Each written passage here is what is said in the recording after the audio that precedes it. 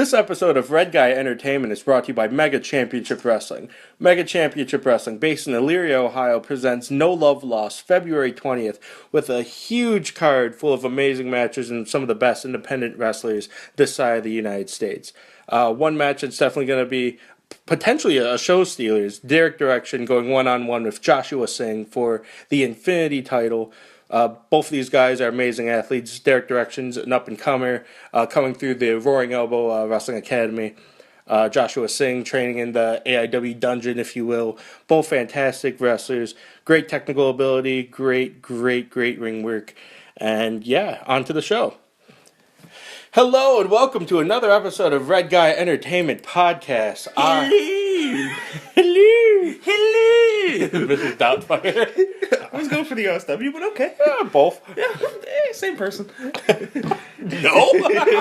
I haven't seen Jay Hunter. I don't know what he looks like, Doug. I'm pretty sure. I have seen a picture. I'm pretty sure he's not Robin Williams because he's kind of dead. Kinda.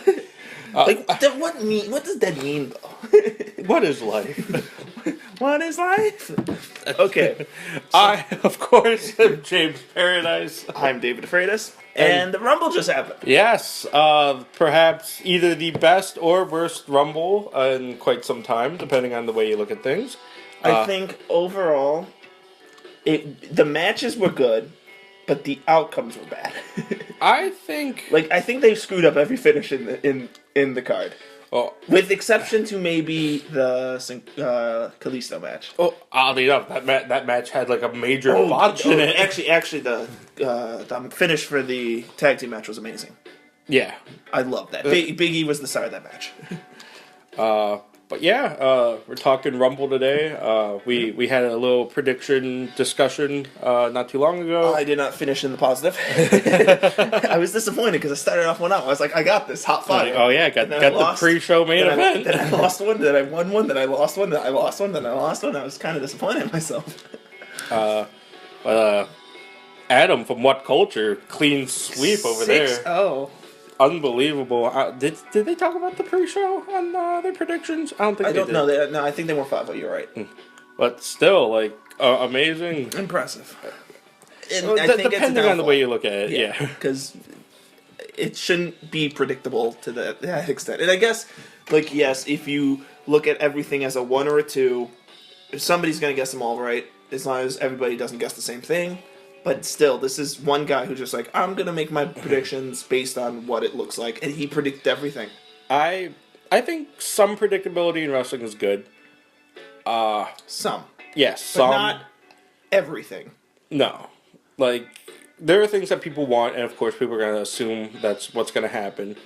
But when you could, like, call, like, everything from, like, the opening bout all the way through the main event, and almost calling it to a T, there's little issues, but all in all, I was impressed with the event. I think overall, if it was a pay-per-view that I had to pay $40 for, like old times, I don't think I'd have been happy with it.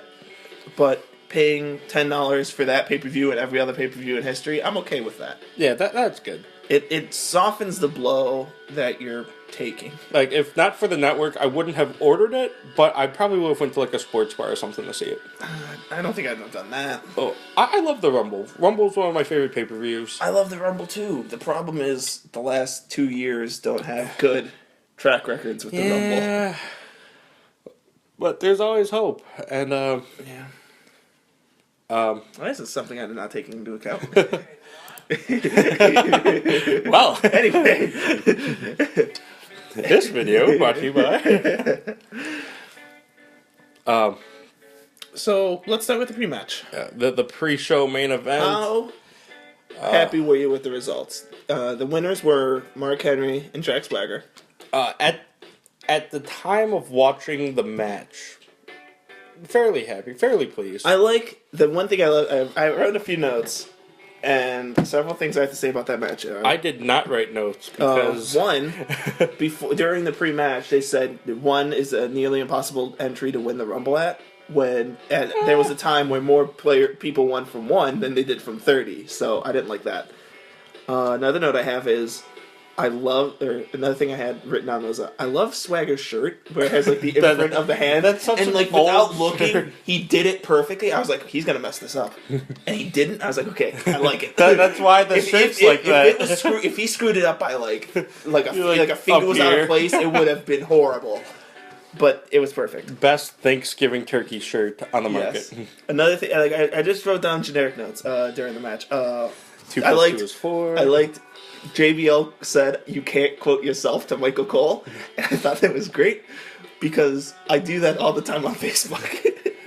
You quote Michael Cole? Yeah, that too. I was a coal miner back then. Another note during the match. They cut to a commercial mid-match, right as there was a big spot happening. Where, Yeah. like, all the teams just broke out, like, who's facing who's mad with who, and then commercial. However, I am excited for Edge and Christian's TV show. That is going to be really sweet. That looks like it would be hilarious. Another thing is Sandow's attire with the pink tights, blue knee pads, white boots. I loved it. He Like, always has good not, attire. It's not aesthetically pleasing to most, but I think it's great that he's not just wearing just black or just white. Yeah, like you It's gotta different. have something to like identify yourself Yeah. out there. Uh, At least he doesn't have his face on his butt like Matt Stryker did for a little bit. oh god, that was disgusting. That was great, but horrible. Rick Rude did it the best, I think. Rick Rude's tights.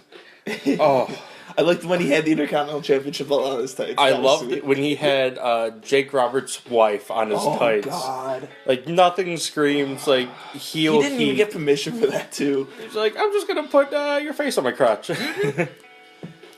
Some other things I wrote down is that Bubba stole the bookend. He blatantly stole the bookend. the rock bottom. Well, it's different because the rock bottom you do like a front bump. The bookend you do like you land on your knees, so it's different. Similar but different. Yeah. And that's all I had for that match. But some generic notes that I had around that time was Bo was the best part of the group of the social outcast. And I liked the Roman theme for the Rumble this year. It reminded me a lot of the 2006 one. The Roman theme for the Rumble. Yeah. Roman Reigns. Yeah. Like I like the Roman Coliseum theme. It kind of reminded me of the what was it, the 2006 Rumble? Yeah. When Undertaker came out at the end and all that. No, that was 2007. 2006 was Ray. That was the one that had the Coliseum kind of thing. No, I mean like Taker came out. I think it was during the Mark Henry Kurt Angle match, and he like broke the ring. Okay, you're talking about that. Yeah. Okay, that might have been at the Rumble. Hey, he came out with like a horse and all that. Yeah. It was pretty sweet. I thought you were talking about Taker came out at the end of the Rumble. Oh, which no, was no. Conveniently, the next year he was 30. But yeah, he did they had like that giant door, I believe, with the two people, like the doorman, which if you look back now was probably somebody like. It could have been.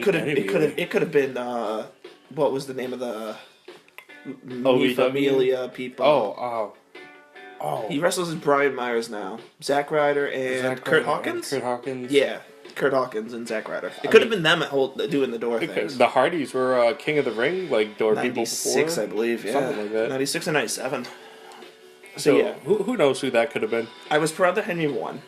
I don't like that Henry messed up the ending. Like he was like trying to pull Bubba as Swagger was doing the ankle lock. And he's like, "Oh wait, I don't have to pin you. I can pin this guy right behind me." So I'm just gonna like crawl my way over there. I thought that was like, wow, Henry. Way to go, Mark. You've been in the business for 12 years, or over 12 years. He's been there for like I forgot it's not like 2009 anymore. Almost 20. Just about. It's just Almost about, 20. 20. It is 20? He was 96? He was in 96. Wow. He came out with the Olympic gimmick and got into a feud with Farouk, conveniently enough. That's wow. 20 years. I mean, not to the day, but the year. Almost. Yeah. So yeah, I think it was sweet that like I'm a little disappointed though, because I really did think the younger guys should have gotten a push. But again, if they do something good between the Ascension and the Dudleys and the tag titles, I'm okay with that. But the announcers didn't state anything about Swagger and Henry making a good team or not. So like, are they a team already? Who knows? Like it's Because they commented on it about Darren Young and Sandow. Yeah. How they're not a team, and why are they together? kind of thing. But I got that impression from Henry and Survivor also. It's like the world's strongest man, and The world's strongest America. I guess. But, pre-show, it wasn't like a WrestleMania like pre-show caliber match, but it was passable. It was good. It's the first pre-show match I've ever watched, so I can't say it was it wasn't the worst, but it wasn't the best. It was just there. The best pre-show match I've ever seen was WLC. Actually, I seen one between Bo Dallas and somebody. I want to say it was Mark Henry for like Hell in a Cell or something from 2014 or something like that. But were they pre? Yeah, I think there were pre-shows. Yeah, back there was then. the kickoff shows since the beginning, really. Well, I yeah, mean, they if you didn't count start it. putting them on the network until I want to say after WrestleMania of 2014. Something like that. Yeah. I remember back when the pre-show was heat. I remember back when the pre-show was half an hour. They didn't have a match in the beginning. It was just, this is the card. We're running down it. Not, this is the card. We'll talk about it 8 times and then play you a 10-minute match that we're going to interrupt because we're weird. Yep. So you want to keep talking about this one? Or We'll move on to the main card. Opening bout for the Royal Rumble 2016.